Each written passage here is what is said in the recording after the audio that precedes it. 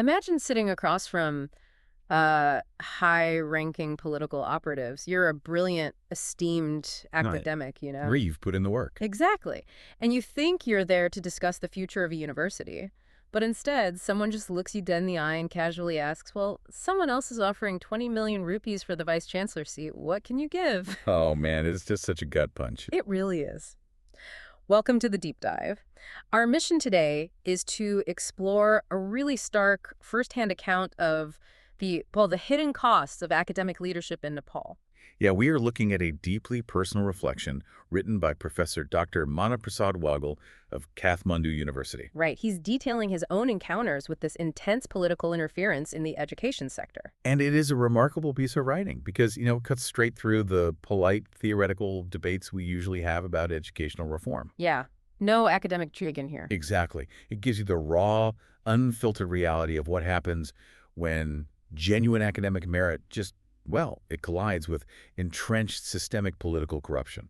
It's a struggle for the very soul of these academic institutions, really. Right, and a struggle that plays out behind closed doors, far away from any lecture hall. Okay, let's unpack this. We have to start with the baseline assumption we all make about universities, right? That they're meritocracies. Exactly. We expect them to be the ultimate meritocracies. You do the research, you publish the papers, you mentor the students. You put in the hours. Yeah, and you climb the ladder based on objective achievement. And if you were a brilliant professor, well, it stands to reason you're qualified to be the vice chancellor, or VC, of a university. Which is exactly the path Professor Waggle was on, actually. Oh, right. He was highly recommended. Yeah, according to his account, selection committees had repeatedly recommended him for vacant vice chancellor positions at various universities. So the system was working, on paper at least. On paper, yes. Yes. They evaluated his resume, scrutinized his research, noted his standing in the academic community. They did exactly what a rigorous selection committee is designed to do. Right. They determined he was exceptionally qualified to lead. Exactly. He even notes how grateful he is to those committee members who genuinely believed in his academic qualifications.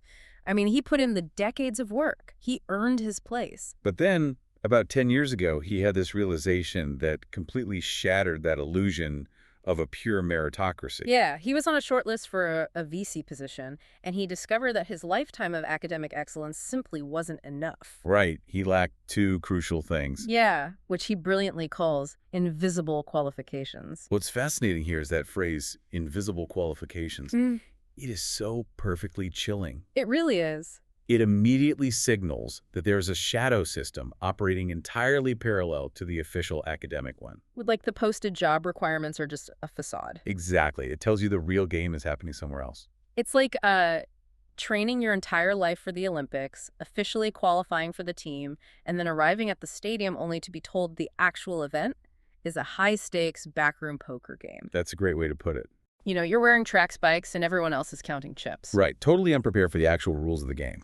So how does the introduction of these invisible qualifications fundamentally alter the entire ecosystem of an academic institution? Well, it entirely redefines the concept of value within the university system. How do you mean? So, in a healthy academic ecosystem, the primary value is knowledge, right? The currency is peer-reviewed research, innovative pedagogy, strong student outcomes. The things universities are supposed to care about. Exactly. But the moment invisible qualifications, which we will soon see are highly political and deeply financial, become the actual criteria for leadership, the university ceases to function as a center of learning. It turns into something else entirely. Right. It is transformed into a political pawn.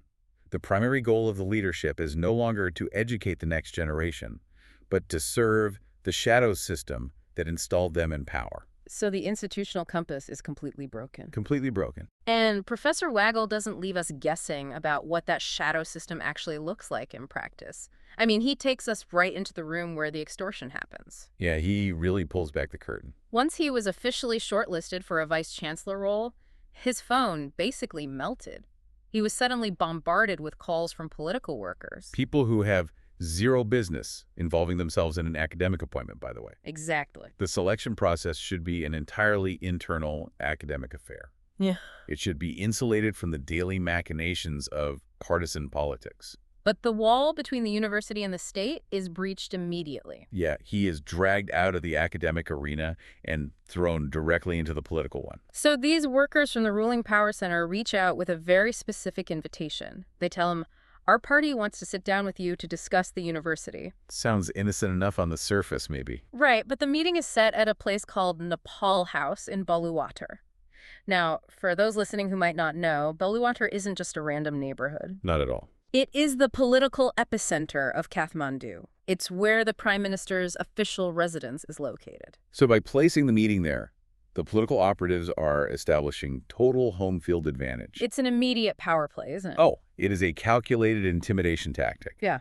You are taking a scholar completely out of his element, the campus, the library, the faculty lounge, Right. and you're placing him in the undisputed epicenter of political wheeling and dealing. So before a single word is spoken, the geography of the meeting dictates who holds the power. Exactly. It sets the tone entirely. So Professor Waggle shows up, presumably expecting a high-level discussion about academic policy, maybe a debate about his vision for university administration. That would make sense for a VC candidate. Right. Instead, he walks in and finds this bizarre, crowded scene of various political party workers just hanging around. Yeah, treating the place like a casual clubhouse. Yeah, exactly. They set him up at a separate table, and about 7 or 8 workers come over to welcome him. And here's a detail that is just dripping with psychological weight. Oh, this part is wild. One of the people at the table is a central committee member of the party who actually recognizes Professor Waggle from various education circles. Right, he knows who he is. And what does this committee member do? He immediately gets up and bails. He leaves the room entirely. That is such a revealing moment. Why do you think he left? Well, that central committee member knows exactly what is about to happen, and he knows Professor Waggle's genuine, hard-earned reputation. He feels guilty. Exactly. He feels the acute shame of the impending transaction.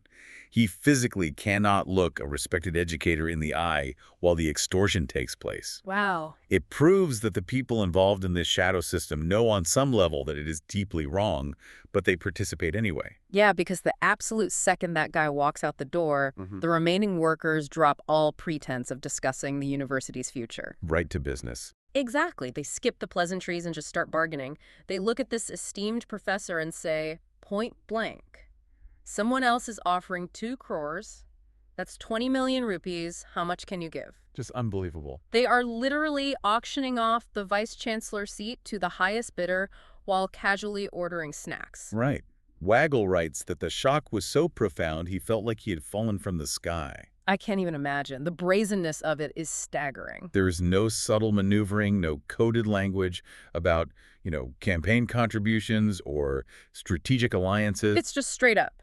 Give us cash. Yeah, it is a raw transactional demand for an enormous sum of money to purchase a public service position.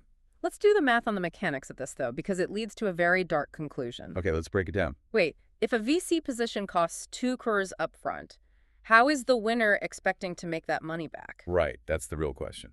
If they have to recoup an upfront bribe of 20 million rupees on a standard public servant's salary, they obviously can't do it legally.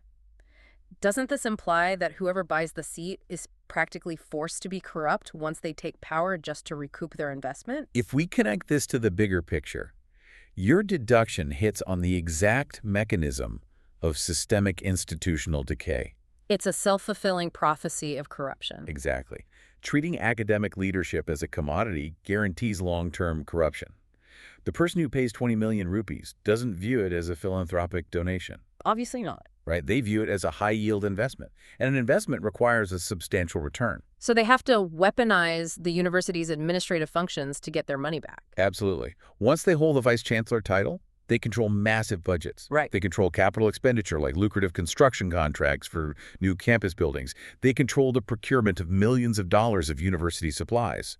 And every single one of those administrative functions becomes a potential revenue stream to pay off that initial shadow debt. Exactly. They might demand kickbacks from contractors or inflate the cost of laboratory equipment, pocketing the difference. So the focus shifts entirely away from improving educational outcomes. Completely. Yep. It zeroes in on extracting financial returns.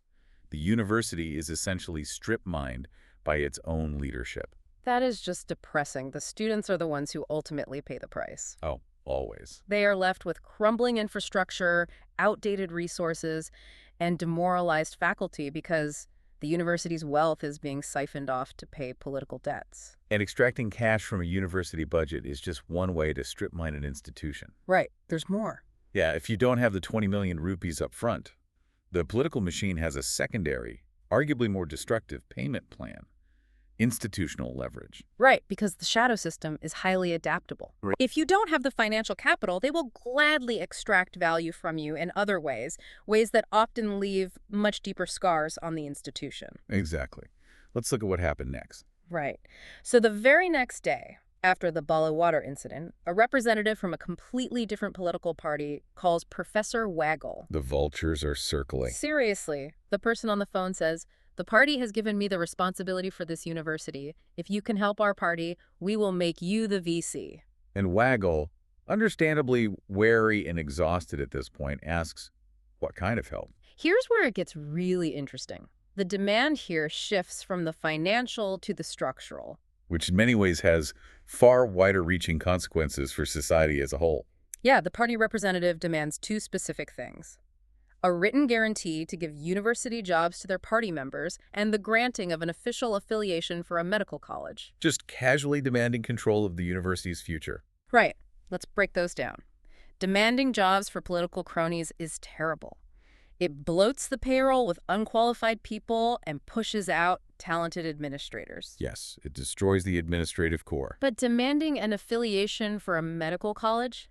Wait, isn't trading educational standards for political favors actually more insidious and damaging long-term than a flat cash bribe? Oh, without a doubt. It is infinitely more dangerous than a flat cash bribe. Because it affects public health.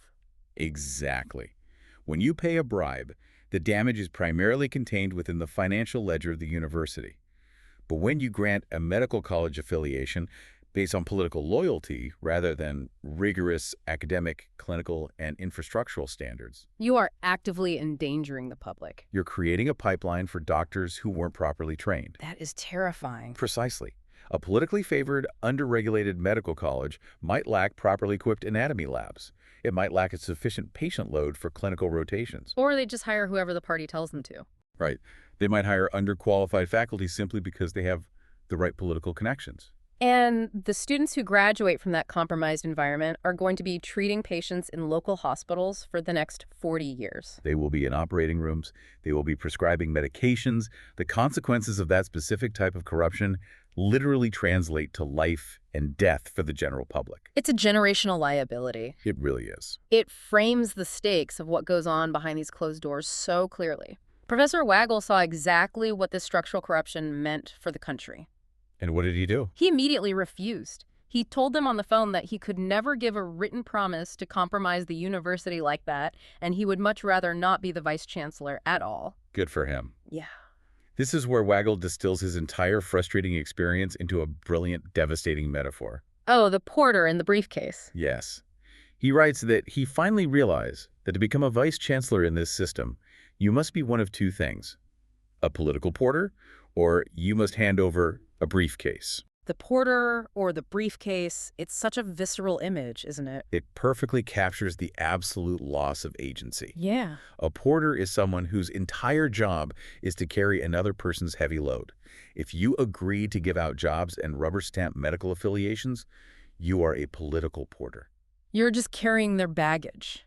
Right. You are carrying the party's corrupt agenda on your back, doing their heavy lifting at the direct expense of your institution's integrity. And if you pay the 20 million rupees, you are handing over the briefcase. Exactly. In both scenarios, the academic leader is utterly subjugated to the political machine. Waggle notes with a deep sense of pride that he proudly failed both of these invisible qualifications. He absolutely refused to play the game. And we really need to talk about exactly how he handled the end of that first meeting at Nepal House, the one with the briefcase demand. Oh, this is the best part. It is one of the most remarkable, quiet moments of defiance I've heard in a long time. Yeah, it really serves as the emotional and moral core of his entire reflection. So what does this all mean? Let's go back to the scene. He's at the table in Bala Water. The political workers have just brazenly demanded 20 million rupees. Right. just waiting for him to cave. Yeah, they are sitting there, casually eating whatever snacks they ordered, waiting eagerly for a respected scholar to capitulate. Waggle stands up. He looks at them and says, "I cannot buy the vice chancellor post. My morality doesn't allow it. Please tell your party leader this clearly." Wow. He doesn't just politely decline the offer. He explicitly names it as an issue of morality. Right to their faces. Yeah, by doing so, he holds a mirror directly up to their complete lack of it. He introduces the concept of ethics into a room completely devoid of them. And then he twists the knife. He adds, "If I had that much money, I would open an educational center and teach the children of the poor." Which highlights the ultimate tragedy and irony of this situation. Well, here is a man who dedicated his life to educating people, who genuinely views knowledge as a public good, sitting across from operatives who view education merely as a financial resource to be plundered for political gain. It's a complete clash of values. But then comes the absolute best part of the story. Throughout this entire tense meeting, while the political workers were ordering food and eating on the government's or the party's dime, Waggle had only taken a single glass of juice. Right. But as he prepares to leave, he doesn't just walk out the door. He walks over to the counter, pulls out his own wallet, and he personally pays the bill for the food the party workers just ate. That is just brilliant. The bill was exactly 2,340 rupees. He pays it in full, calmly thanks them for the invitation to meet, and walks out the door. That is amazing. Paying that 2,340 rupees is the ultimate mic drop moment. It's this tiny, mundane financial transaction that completely rejects and humiliatingly subverts their massive, corrupted financial demand. This raises an incredibly important point about the psychology of power dynamics, actually. Yeah. By paying their food bill, Waggle is violently refusing to be indebted to them in even the smallest, most insignificant way. Right. He won't even owe them for a glass of juice. Exactly. He is communicating a very clear message. I do not need you. I won't buy your leadership seat for 20 million rupees, and I won't even let you buy me a drink. It completely reclaims his dignity. And it strips them of their assumed authority. It is a gesture of profound, sophisticated contempt disguised as everyday politeness. It really is brilliant. He writes that because of this unyielding integrity, he never actually became a vice chancellor. He faced this exact type of extortionary situation repeatedly throughout his career. Which is a huge loss for those universities. Definitely. But he says he has absolutely no regrets because he can walk through society with his head held high. And maintaining that integrity in the face of such overwhelming systemic pressure is a monumental victory in itself. Absolutely. But what I find truly compelling is the pivot he makes at the very end of his reflection. Right, it's not all doom and gloom. No. After spending the entire essay detailing this incredibly dark, cynical, and exhausting system, he doesn't end on a note of despair or bitterness. No, he really doesn't. He actually offers a message of profound hope for the future of academia. Yeah. He writes that today the environment has finally changed. He explicitly states that now you don't need to be a political lackey, you don't need to act as a porter, and you don't need to hand over a briefcase full of cash to get a leadership role. This is a crucial observation. He is acknowledging that the era of rampant, overt political interference in these specific academic appointments is ending, or at least shifting so significantly that merit is beginning to win out again. Which begs the question, why is it changing now? If this system of briefcases and porters was so deeply entrenched 10 years ago, what cracked the ceiling? That's the million-dollar question. It seems likely that a combination of factors is finally bringing daylight into these backrooms. We are seeing increased media scrutiny, where investigative journalists are exposing these exact types of shady affiliations. Right. The public can see it now. Exactly. We are seeing a new generation of students and junior faculty who are highly connected, highly vocal on social media, and utterly exhausted by systemic cronyism. When the public can see the direct link between a corrupt medical college affiliation and a failing healthcare system, the political cost of demanding that briefcase suddenly becomes too high for the politicians to risk. Yeah, the mechanics of transparency are slowly dismantling the shadow system. Politicians are realizing that treating universities as personal piggy banks is no longer a safe or viable strategy. The public backlash outweighs the financial gain. And because that environment is shifting, Waggle uses this piece not just to vent about his past frustrations, but to issue a powerful call to action. Right. He says he's getting older. He uses the incredibly evocative phrase, crossing the hill. I love that phrase. Yeah, and he acknowledges there are many highly qualified and skilled individuals currently working in the system. He urges all those qualified scholars to apply for these leadership roles fearlessly without assuming the game is rigged against them. He is essentially passing the baton to the next generation. Exactly. Yeah. He spent his entire career hitting his head against a politically corrupted ceiling, absorbing the damage so others wouldn't have to. Right. Now that he believes that ceiling is finally cracking, he wants the next generation of academics to push all the way through and claim the rightful seats of leadership that were denied to him. There's one more detail about the way he wrote this piece that really stood out to me. Right. What's that? Throughout this entire reflection, Professor Waggle deliberately chooses not to name the specific political parties or the individual operatives involved in the Balwatar incident. That's true. He explicitly says it is his moral responsibility not to name them. Why protect their identities after they tried to brazenly extort him? Well, I don't think he is protecting them out of any lingering affection or fear of retaliation. I think he is strategically diagnosing a systemic disease rather than attacking individual symptoms. Okay, that makes sense. If he names a specific political party or a specific minister, the narrative instantly devolves into a petty partisan attack. Right, it just becomes fodder for the opposition. Exactly. The opposing political parties will weaponize his story for their own gain, completely missing the broader point. Yeah. By keeping the actors anonymous, he forces the reader to recognize that the briefcase and the porter are institutional failures.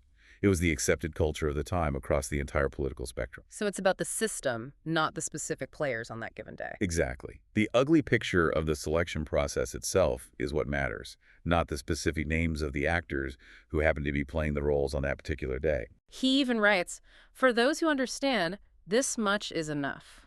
He knows his peers in the academic community know exactly what and who he is talking about.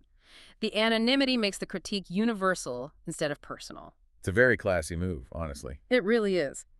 So as we wrap up this deep dive, we've traveled from the incredibly frustrating illusion of an academic meritocracy straight into the smoky backrooms of Boluwatar, where millions of rupees and dangerous medical college affiliations are traded for institutional power. We've examined the sheer, crushing weight of the porter and the devastating cost of the briefcase. But we have also seen the incredible power of the 2,340 rupee defiance. The mic drop. Exactly. We've seen that a single individual's refusal to compromise their morality, even in small ways, can serve as a lasting testament to what genuine academic integrity actually looks like. Professor Waggle's story is a vital reminder that the complex systems we rely on every single day, like higher education and public health care, are only as strong as the people inside them who refuse to sell them out. He never got the official title of Vice Chancellor. But by writing this reflection, exposing the hidden costs and demanding better for the next generation, he arguably did far more to protect the integrity of the university than he ever could have from behind the VC's desk. He became a different kind of leader, a moral one rather than an administrative one. Yeah. But as we look toward this more hopeful, transparent future he envisions, where qualified individuals can apply fearlessly based on their actual merit, I want to leave you with a final thought to ponder. Okay, what is it? If the hidden costs of academic leadership are finally disappearing, as Professor Waggle hopes, how long will it take for these institutions themselves to unlearn decades of political survival tactics and remember how to actually lead? Wow, that's a great question because you can't fix murky waters just by turning on the lights. You have to actively clean them out. Exactly. Thanks for joining us on this deep dive. Keep asking questions and keep looking past the visible qualifications.